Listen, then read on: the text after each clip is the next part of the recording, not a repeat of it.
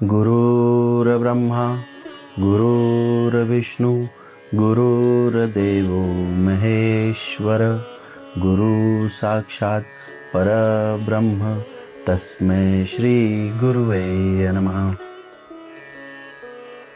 बोलो सियापति रामचंद्र की जय, बोलो पवन सुत हनुमान की जय, नमो पार्वती पते हर हर महादेव। आप सभी का स्वागत है हमारे इस YouTube चैनल कथा प्रसाद में। जैसा कि मैंने आपसे पहले बताया था कि हम एक रामायण की कथा चालू करने वाले हैं। रामायण के विषय में मैं आपको बता देना चाहता हूं कि रामायण में कुल 7 कांड हैं, 645 अध्याय और 24,000 श्लोक हैं। रामायण का जो पहला कांड है वो है बाल कांड, फिर अयोध्या कांड, उसके बाद में अरण्य कांड, किष्किंधा कांड, सुंदर कांड, फिर लंका कांड और उसे युद्ध कांड भी कहा जाता है। उसके बाद में आखिर में जो है वो है उत्तर कांड। जय श्री राम। एक बार की बात है, सब मुनि मिलकर के कलयुग के बारे में चर्चा करते रहते हैं। चर्चा करते समय उन्हें ध्यान आता है कि आने वाले कलयुग में मनुष्य किस प्रकार से अपना जीवन का निर्वाह करेगा। पुरुष पर स्त्री के साथ गमन करेगा, स्त्रियों का व्यवहार वेश्याओं की तरह होगा, ब्राह्मण चोरी करेंगे। यही सब बातें सोच सोच कर वो चिंता करते रहते हैं। उस वक्त उनको सूत जी के दर्शन होते हैं। सूत जी एक बहुत ही विद्वान ऋषि हैं। सूत जी कहते हैं कलयुग में मनुष्य के पापों की मुक्ति के लिए मात्र एक उपाय है, वो है रामायण की कथा या राम का नाम जपना। की बात है, जब सनकादिक मुनि ब्रह्मा की सभा देखने के लिए मेरू पर्वत पर गए, उन्होंने वहाँ से देखा कि भगवान विष्णु के पैर से गंगा का प्रवाह हो रहा है। गंगा का प्रवाह होते देख उन्होंने उसमें स्नान करने का विचार किया। स्नान करते समय उन्होंने देखा कि नारद मुनि वहाँ से श्री हरि का नाम लेकर के जा रहे हैं। उन्हें नारद जी को आते देख नारद जी को नमस्कार किया, उनका यथावत पूजन किया। उसके बाद में नारद जी से पूछा, हे प्रभु, आप तो भगवान श्री हरि के बहुत करीबी हो और आपका वहाँ आना जाना ही लगा रहता है। क्या आप हमें बता सकते हो कि भगवान श्री हरि का स्वरूप कैसा है? तब नारद जी उनको हंसते और मुस्कुराते हुए जवाब देते हैं, ज्ञान अज्ञान, विद्या अविद्या, धर्म अधर्म, ये ही भगवान श्री हरि के स्वरूप हैं। हरि की चरित्र के बारे में और स्वरूप के बारे में तो मनु और मुनियों भी उनका पूरी तरह से कथन नहीं कर सकते। सब मुनि मिलकर के सूत जी से प्रश्न करते हैं, हे महाप्राज्ञ, जो कलयुग आने वाला है, मनुष्य किस प्रकार अपने पापों से मुक्त हो पाएगा, कृपया उसके बारे में कुछ बताइए। सूत जी उसका चिंतन करते हुए उन सब मुनियों से कहते हैं, जो आपको अभिष्ट है वह मैं आपको बता रहा हूँ, सुनिए। भगवान श्री हरि को ध्यान में रखते हुए नारद जी सनकादिक मुनियों को रामायण का पाठ बताना आरंभ करते हैं। रामायण के विषय में बताते हुए उनसे कहते हैं कि रामायण का पाठ कार्तिक, माघ और चैत्र के शुक्ल पक्ष के 9 दिनों में करने से बहुत बड़ा फल प्राप्त होता है। रामायण का महात्म्य करते हुए उनको तीनों महीने के बारे में एक बहुत बढ़िया कथा सुनाते हैं। सनकादि मुनियों के विषय में बता दूं आपको, सनक, सनंदन, सनत कुमार और सनातन, ये चारों सनकादि मुनि माने गए हैं। ये ब्रह्मा के मानस पुत्र हैं। राम की कथा कहते समय नारद जी सबसे पहले सुदास और या सोमदत्त और गौतम ऋषि की कथा सनत कुमार से कहते हैं। सुदास या सोमदत्त एक बहुत बड़े ब्राह्मण थे। वो गौतम ऋषि के शिष्य थे। एक बार की बात है, सोमदत्त अपने पूजा में भगवान शिव की आराधना में व्यस्त थे। वहाँ से गौतम ऋषि उनके पास आते हैं और वो देखते हैं कि मेरा शिष्य भगवान के आराधना में लीन है। फिर वो वहाँ से उनको बिना कुछ कहे चले जाते हैं और उन्हें पता भी नहीं लगने देते कि वो वहाँ पर आए थे। इतना देख भगवान शिव को बड़ा क्रोध आता है। वो गुरु की अवहेलना सहन नहीं कर सकते और तुरंत सोमदत्त को यानी कि सुदास जी को श्राप दे देते हैं कि तू राक्षस योनि में चला जा। और उससे वो बड़ा दुखी हो जाते हैं और अपने गुरु के पास जाते हैं और उनसे क्षमा याचना करते हैं, प्रभु मैंने आपको आते नहीं देखा, इससे मेरे बहुत बड़ी भूल हो गई। कृपया इसको क्षमा करें। तो गुरु एक माता की तरह होते हैं और ईश्वर एक पिता की तरह। ईश्वर कठोर भले होता है, लेकिन वो जो कुछ करता है अपने बच्चे के लिए ही करता है।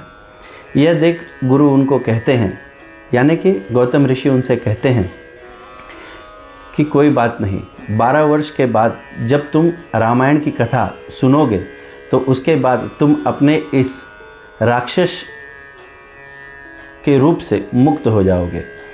तो इस चीज़ को ध्यान में रखते हुए वो राक्षस योनि में उनका परिवर्तन हो जाता है। फिर वो एक दूर जंगलों में जाते हैं, वहाँ पर जीवों का मांस भक्षण करके रहते हैं। बहुत से ब्राह्मणों को खा जाते हैं, हरिणों को खा जाते हैं, मृगों को खा जाते हैं, जो मिलता है उनको रास्ते में खा जाया करते हैं।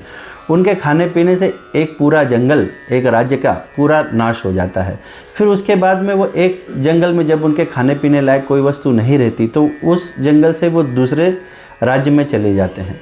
दूसरे राज्य में जाते समय नर्मदा के पास में वो देखते हैं कि एक ऋषि बहुत दूर से दिखाई देता है। वो राक्षस सोमदत्त बहुत ही खुश हो जाता है। बहुत दिनों के बाद उसको बड़ा बढ़िया भोजन मिलने वाला है। बहुत ही आनंदित होता है, बहुत खुश हो जाता है कि उसकी खुशी का कोई ठिकाना नहीं रहता है। लेकिन वहाँ से जो ऋषि आते रहते हैं उनका नाम रहता है गर्ग ऋषि। जब वो गर्ग ऋषि वहाँ से आते रहते हैं तो वो करते हैं राम राम राम राम राम राम राम नाम का लेते हुए, राम का नाम लेते हुए वो नर्मदा की परिक्रमा कहते रहते हैं। जैसे ही वो राम के नाम का शब्द राक्षस के कानों में पड़ता है, वो दयाद्र हो जाता है, उसके व्यवहार में परिवर्तन हो जाता है। जो उनको खाने की भूख थी वो स्थिर हो जाती है और उनके विषय में उनको दयाद्र आता है। जैसे ही वो उनके करीब आते हैं गर्ग ऋषि, तब सोमदत्त उनको राक्षस के रूप में उनको प्रणाम करते हैं। कहते हैं, हे प्रभु, आपके राम नाम लेने मात्र से मुझ में दया का भाव आ गया है। फिर वो अपना परिचय देते हुए बताते हैं कि मैं एक ब्राह्मण स्वरूप था, फिर किस तरह उनके गलती से गुरु की अवहेलना हो गई। फिर भगवान शिव ने उनको परिक्रमा करके वे भगवान हरि के दरबार में चले जाते हैं। इसके बाद वह श्राप देकर के राक्षस योनि में भेज दिया और फिर उनके गुरु ने उनको बताया था कि आप जब रामायण का पाठ कोई ऋषि आपको बता देंगे, उनका श्रवण मात्र से आपके राक्षस योनि से मुक्ति हो जाएगी। तो हे प्रभु, क्या आप रामायण पाठ के बारे में कुछ बताने की कृपा करेंगे?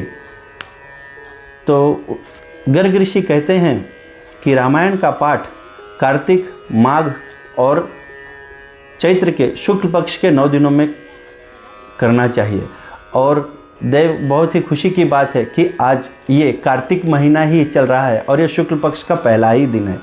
उसके बाद में उनके परिचय पाकर के गर्ग ऋषि भगवान को याद करके उनको रामायण का पाठ पढ़ाते हैं। रामायण का पाठ बताते समय धीरे धीरे वो राक्षस योनि से ब्रह्म योनि में परिवर्तित हो जाते हैं। उसके बाद में रामायण के पाठ पूरा होते ही उनकी तत्काल मृत्यु हो जाती है। मृत्यु होने के बाद में उनको देवदूत, वैकुंठ से देवदूत लेने के लिए आते हैं और वो चतुर्भुज होते हैं। चतुर्भुज होते ही अपने आप को भगवान रूप में देखते ही वो गर्ग ऋषि की परिक्रमा करते हैं और उनको बहुत धन्यवाद देते हैं। उनका अभिवादन करके कहते हैं, हे ऋषि, हे प्रभु, आज आपके कारण ही मैं इस राक्षस योनि से मुक्त हुआ हूँ। आपका बहुत बहुत धन्यवाद है। वो अपने गुरु और भगवान शिव को याद करके वैकुंठ में चले जाते हैं। फिर उसके बाद नारद जी एक दूसरी कथा सनकादिक मुनियों को बताते हैं, जो है राजा सुमति और उनकी पत्नी सत्यवती के बारे में। एक बार की बात है, राजा सुमति और उनकी पत्नी सत्यवती पूरे देश में उनका बहुत बड़ा प्रचार होता है। वो बहुत दयावान होते हैं, सब तरीके का दया करते रहते हैं। जो भी आए उनके पास किसी को खाली नहीं लौटाते। उनके बारे में चर्चा सुन सुनकर काफ़ी लोग उनसे मिलने के लिए आते हैं। वो किसी को नाराज़ नहीं करते, जिसे जो चाहिए उसे वो दे करके मान सम्मान करके उनका पूजन करके उनको भेज दिया करते थे। एक बार विमंडक मुनि उनके राजभवन में पधारे। उन्होंने जब उनको इस बात का पता चला कि उनके भवन में विभांडक ऋषि आए हैं, तो दोनों पति पत्नी मिल करके उनके पास गए, उनका यथावत पूजन किया और उनसे हाथ जोड़कर निवेदन किया, हे प्रभु, मेरे पास आज जो भी है सब आप ही का है, आप ही के चरणों में समर्पित है। मेरे पुत्र, मेरे पत्नी, सारा धन, सारा राज्य सब आपके चरणों में है। हम जानते हैं जहाँ पर ऋषियों का, मुनियों का, जहाँ पर ऋषि मुनि और ब्राह्मण जहाँ जहाँ आते हैं वहाँ वहाँ के ज़मीन पवित्र हो जाते हैं। हे प्रभु, आपके आने से मैं कृतज्ञ हो गया हूँ। उनकी ये बात सुनते ही वह विभांडक ऋषि बहुत खुश होते हैं और उन्हें आशीर्वाद देते हैं। मुझे कुछ नहीं चाहिए, मैं तो मात्र आपके दर्शन के लिए यहाँ आया हूँ। मैं आपके बारे में परिचय जानना चाहता हूँ कि आप इतने दयावान कैसे हो। और मैंने सुना है कि आप दोनों पति पत्नी मिलके रोज़ रामायण का पारायण करते हैं, रोज़ रामायण का पाठ करते हो और ये चर्चा पूरे देश भर में फैली हुई है। तब उनको नमस्कार करके राजा सुमति उनसे कहते हैं, हे प्रभु, पूर्व जन्म में मैं मालती नाम का एक व्याध था और ये जो मेरी पत्नी है इसका नाम काली था और ये निषाद कुल में जन्मी हुई थी। मैं लोगों के यहाँ चोरी चकारी किया करता था, लोगों के धन का अपहरण किया करता था और उसके बाद में जब लोगों ने मुझे देखा कि मेरा व्यवहार सही नहीं है लोगों के साथ में, तब लोगों ने मुझे वहाँ से निकाल दिया।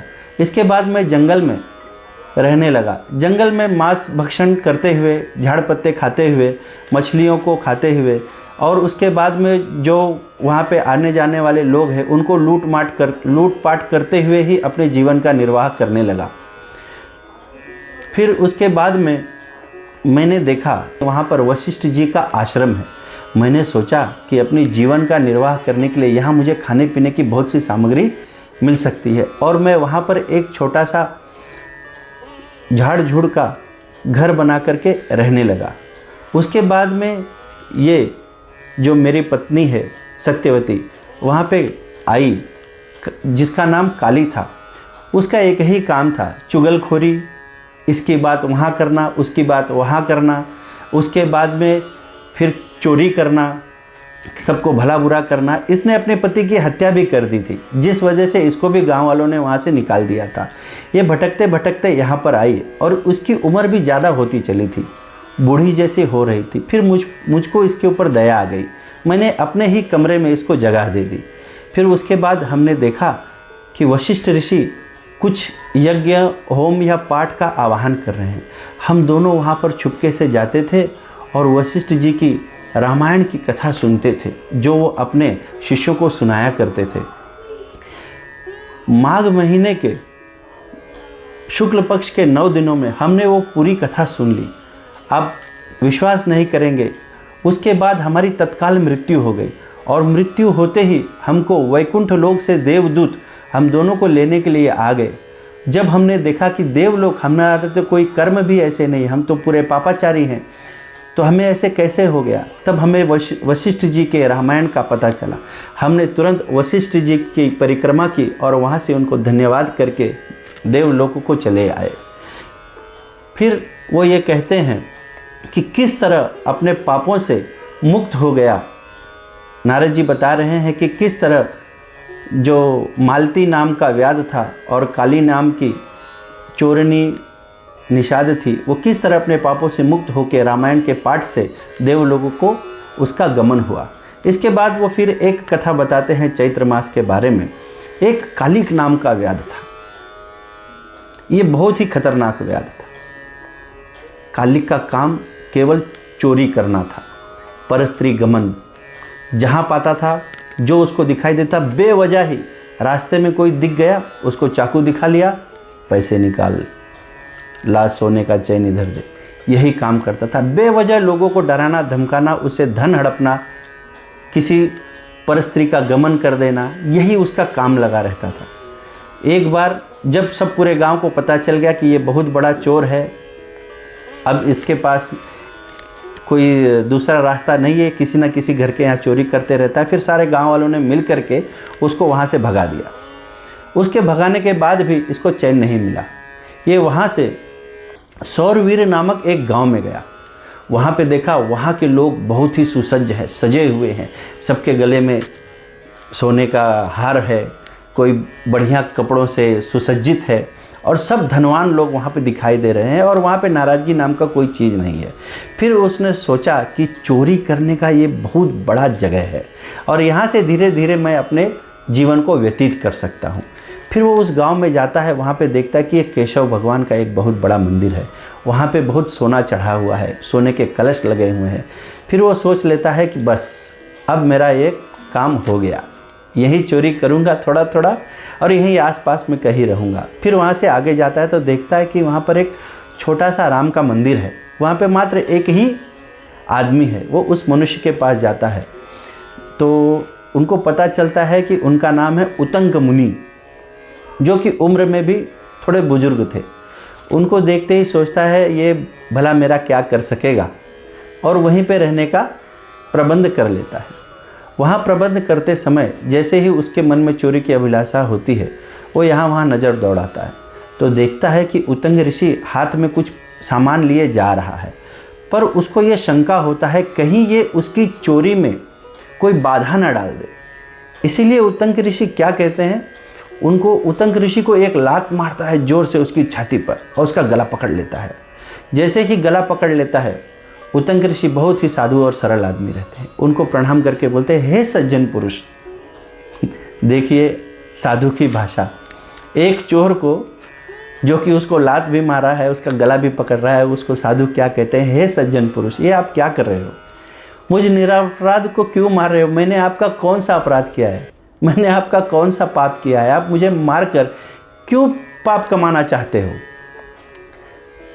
तो फिर वो एक बार सोचने लगता है भाई ये क्या बोल रहा है, फिर उनका गले को छोड़ देता है। फिर उनके बाद में उतंग ऋषि उनको कहते हैं ये जो आप लोग पाप कर रहे हैं, चोरी कर कर अपना घर वालों का पेट पाल रहे हैं, उसके बाद में दूसरों को मार काट कर अपने घर वालों का पेट पाल रहे हैं, फिर उसके बाद में किसी का धन का अपहरण कर रहे हैं, किसी के पत्नी का अपहरण कर रहे हैं, इसका पाप केवल उसको ही लगेगा, उस घरवाले को नहीं। मनुष्य इस धरती पर अकेला ही आता है और अकेला ही जाता है और साथ में केवल ले जाता है उसके कर्म के फल। जो कि तुम्हारे कर्म ऐसे हैं तो क्यों ऐसे कर्म कर रहे हो जो कि जिसका कोई साथीदार नहीं है। फिर उसके बाद में वो विचार करता है ये तो बात सही है, मरूंगा तो मैं अकेला ही, अब मैं यहाँ से जो चोरी करके अपने बच्चों को खिलाया हूँ वो तो मेरे पाप के भागीदार होंगे नहीं, ना ही उसके पत्नी होंगे, वो तो उल्टा कहेंगे कि इन्होंने ही चोरी करके हमको लाया है, इन्होंने ही चोरी करके खिलाया है, इन्होंने ही किसी के गला काट करके हमको ये सामान दिया है। बड़ा सोच विचार करके फिर उनको हाथ जोड़ करके उतंग ऋषि को प्रणाम करते हैं और बोलते हैं हे प्रभु, मैंने पूरी ज़िंदगी में केवल पाप का ही सहारा लिया है, मैंने केवल पाप ही पाप किया है, अब इसके मुक्ति के लिए मैं क्या करूं, कृपया इसका समाधान कीजिए, मेरी तो पूरी ज़िंदगी ही पाप कर्म में निकल गई। तो उतंग मुनि उनसे कहते हैं कि इस पाप का छुटकारा के लिए आपके पास एक ही उपाय है, वो है रामायण की कथा, रामायण का पाठ। और ये चैत्र महीने का शुक्ल पक्ष के नौवा पहला दिन है। 9 दिन का पाठ करने से आप इस पाप से मुक्त हो जाओगे। ऐसा सुनते ही वो हाथ जोड़ के विनम्रता के साथ उतंग ऋषि से रामायण की पाठ सुनने के अभिलाषी हो जाते हैं।